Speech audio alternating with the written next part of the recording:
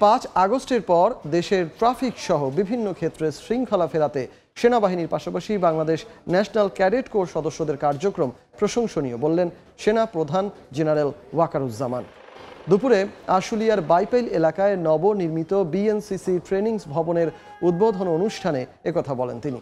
এর আগে Savar সেনানিবাসের CMP centre and স্কুলে সিএমপি কোরের বাৎসরিক অধিনায়ক সম্মেলনে প্রধান অতিথি হিসেবে যোগ দেন সেনাপ্রধান। এ সময় নবম পদাতিক ডিভিশনের জিওসি সহ সেনাবাহিনীর বিভিন্ন ইউনিটের সেনা কর্মকর্তাদের সঙ্গে বৈঠক করেন তিনি। 5 আগস্টের পরে যে পরিস্থিতির সৃষ্টি হয়েছিল সেখানে তোমরা আমাদেরকে সহায়তার জন্য মাঠে নেমেছিলে। ট্রাফিক কন্ট্রোল থেকে শুরু করে অনেক কাজে তোমরা জড়িত হয়েছিলে। এই জন্য আজকে দেশ একটা নিরাপদ জায়গায় এসেছে। তোমাদের যে এই অবদান দেশ জাতি শ্রদ্ধা ভরে স্মরণ রাখবে।